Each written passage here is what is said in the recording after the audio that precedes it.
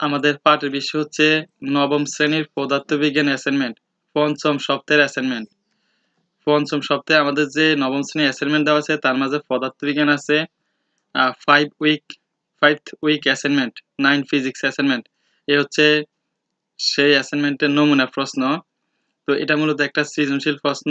তার আগে উদ্দীপক আছে, এই হলুদ অংশ হচ্ছে উদ্দীপক এবং ক, খ, গ হচ্ছে আমাদের 4টা প্রশ্ন।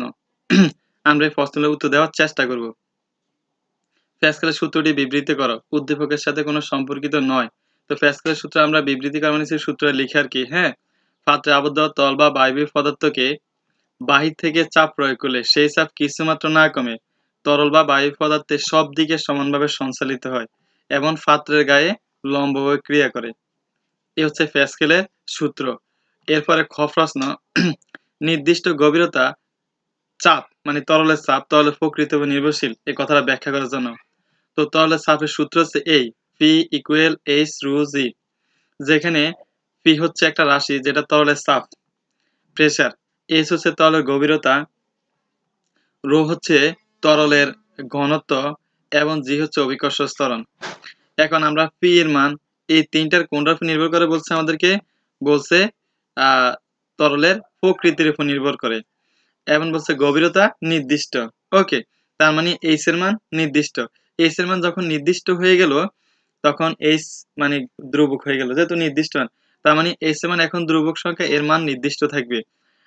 আবার অভিকর্ষ ত্বরণের মানও কি অপরিবর্তনীয়, মানে জি এর মান অপরিবর্তনীয়, এর মানও বাড়বে না কমবে না। এর যেহেতু নির্দিষ্ট বলেছে এটাও নির্দিষ্ট, তার মানে আমরা রো, রো হচ্ছে কি, রো হচ্ছে তোমার ঘনত্ব, তরলের ঘনত্ব। এখন তরলের ঘনত্বটা কি বা কিছু নির্ভর করে, বললাম যে এক এক তরলের ঘনত্ব এক এক রকম হয়, মানে কোনটার কম কোনটার বেশি। আবার একই তরলের এক এক তাপমাত্রা এক এক রকমের কি হয়, মানে ঘনত্ব হয়।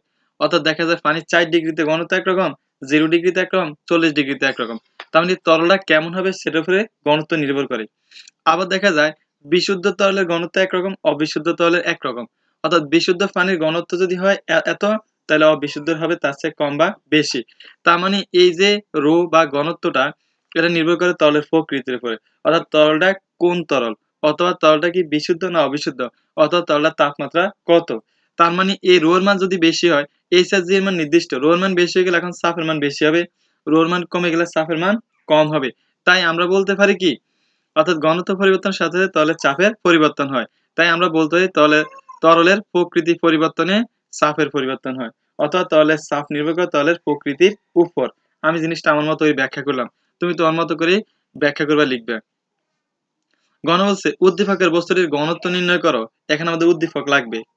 তো উদ্দীপকের বস্তু হচ্ছে 400 সেন্টিমিটার কিউব আয়তনের একটি বস্তু। ওই বস্তুটার কথা হচ্ছে যার বাতাস ওজন হচ্ছে 19.6 নিউটন এবং পানিতে নিমজ্জিত করলে সে কিছু ওজন হারানোর ফলে তার ওজন থেকে 15.68 নিউটন। আর আমাদের এখানে বলছে জি এর মান হচ্ছে 9.8 মিটার পার সেকেন্ড স্কোয়ার। তো এখন আমাদের ওই বস্তুটার ঘনত্ব নির্ণয় করো। তো আমরা জানি ঘনত্ব হচ্ছে কি রো, রো ইকুয়াল টু কি এম বাই বি, এটা হচ্ছে সূত্র।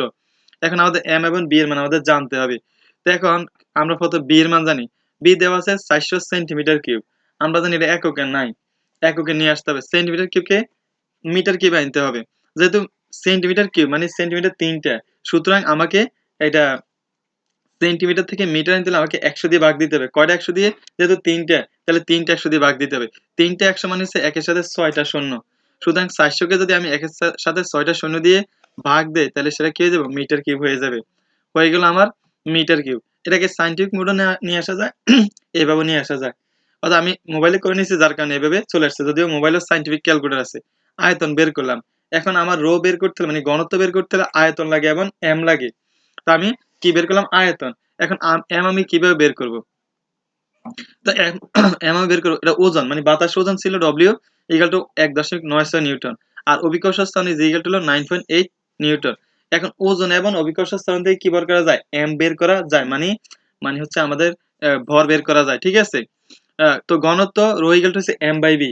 এখন বির মান তো আমরা এখানে দেখলাম 0.004, আর এম এর মান কিসের সাথে রিলেটেড, ডব্লিউ আর জি। অর্থাৎ ডব্লিউ জি থেকে আমি এম এর মান বের করব। কিভাবে বের করব দেখো, আমরা জানি ডব্লিউ ইকুয়াল টু হচ্ছে এম জি, তাহলে এম ইকুয়াল টু কি হবে, তাহলে M equal to W by G, ঠিক আছে। বাই মানে হচ্ছে ভাগ, ডব্লিউ বাই জি।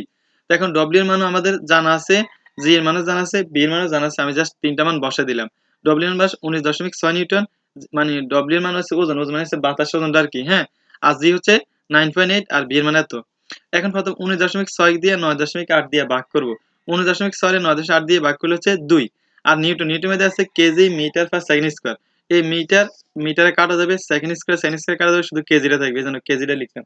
ওকে, এখন 2 দিয়ে আমি ভাগ দিব কখন 0.004 কে ভাগ দিব। ভাগ দিলে আমি দেখবো যে 5000 হয়। এখন উপরে আছে কেজি, নিচে মিটার, মিটার উপরে উঠলে পার হয়ে যাব, KG metre per cube, 5000 KG metre per cube. আশা করি বুঝতে পেরেছো। এই হচ্ছে আমাদের গ নম্বর উত্তর বা বস্তুটার ঘনত্ব। এখন আমরা চলে যাব কোথায়, আমরা চলে যাব ঘ নাম্বার, সর্বশেষ। বলছে উদ্দীপকের তথ্যটি আর্কিমিডিসের নীতিকে সমর্থন করে কিনা।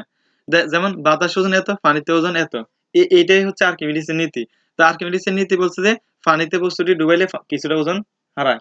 এই হারানোর ওজনটা কতটুকু, বস্তু কর্তৃক অপসারিত তরলের ওজনের সমান। প্রথম দেখবো যে বস্তু কতটুকু ওজন হারাইছে। তো বস্তুর বাতাস ওজন ডব্লিউ এয়ার মানে বাতাস বুঝাইছি 6 নিউটন। এখন পানিতে ওজন মানে এখানে ডব্লিউ দিয়ে ওয়াটার বুঝাইছি, আর এই ডব্লিউ দিয়ে ওয়েট মানে ওজন বুঝাইছি 15.6 নিউটন। তাহলে হারানো ওজন হয়েছে কি, বড়টা থেকে ছোটটা বিয়োগ দিয়ে দিলাম। পানিতে ডুবানোর কারণে বস্তুর ওজন হয়েছে 3.92 নিউটন ওজন হারাইছে। এখন বস্তুটা হারানো ওজন হবে অপসারিত তরল ওজনের সমান। এখন কতটুকু তরল অপসারিত করছে সেইটুকু আমি বের করব। তারপর সেইটুকু তরলের ওজন বের করব। এখন কতটুকু ওজন সে অপসারিত করবে, সে অপসারিত করবে তার আয়তনের সমান ওজন, মানে সে যে জায়গাটা দখল করে সেই জায়গাটার সমান। এখন বস্তুর আয়তন ছিল এত, বস্তুটি পানিতে নিমজ্জিত করলে তার আয়তনের সমান পানি সে কি করবে, অপসারিত করবে। সুতরাং যে কি পরিমাণ পানির, সুতরাং পানির আয়তন বস্তু আয়তনের সমান, অর্থাৎ পানির আয়তন এখানে বি ডব্লিউ দিয়ে বুঝাইছি। এখন আমাদেরকে পানির ওজন বের করতে হলে পানির আয়তন লাগে এবং পানির এই তোমার ঘনত্ব লাগে। তো পানির ঘনত্ব আমরা জানি রো ইকুয়াল টু হচ্ছে 1000 কেজি মিটার পার কিউব, হ্যাঁ। আয়তন এবং ঘনত্ব পেয়ে গেলাম পানির। এখন পানির ওজন বের করব, ওজন ডব্লিউ ইকুয়াল টু হচ্ছে কি এমজি, ঠিক না। তো এখন জি মান হচ্ছে কত, এটা আমরা জানি 9.8 মিটার পার সেকেন্ড, কিংবা উদ্দীপক আমাদের দেওয়া আছে। এরপর আমরা দেখবো যে অপসারিত পানির ওজন ডব্লিউ ইকুয়াল টু হচ্ছে কি এমজি, হ্যাঁ। এখন আমরা জি এর মান জানি, এম এর মান জানি না, কিন্তু এম এর মান কিভাবে বের করা যায়, ওই যে ডব্লিউ আর বি থেকে বের করা যায়, সরি রো বি থেকে বের করা যায়। Rho equal to M by V, তাহলে এম ইকুয়াল টু হচ্ছে রো বি, ঠিক আছে। তো রোর মানে 1000, বির মান হচ্ছে 0.004 এবং জির মান হচ্ছে 9.8। জাস্ট মানগুলো বসে দিলাম। তাহলে কি হবে, তরল ওজন বাড়বে। কোন তরল ওজন বাড়বে, অপসারিত তরল ওজন বের হবে, অপসারিত পানির ওজন বা তরল ওজন, ঠিক আছে। তাহলে 1000 কে গুণ দিবা 0.004 দিয়ে গুণ দিবা 9.8 দিয়ে, দেখবে যে 3.92 নিউটন। তার মানে হচ্ছে যে বস্তুটা পানিতে নামাইছে আর ওজন হারাইছে 3.92 নিউটন। এবং দেখলাম যে সে যে পরিমাণ পানিকে শেষ হয়েছে ওই পরিমাণ পানির ওজন 3.92 নিউটন। তার মানে বস্তুটির হারানো ওজন অপসারিত তরল ওজনের সমান। এই কথা আমি লিখলাম।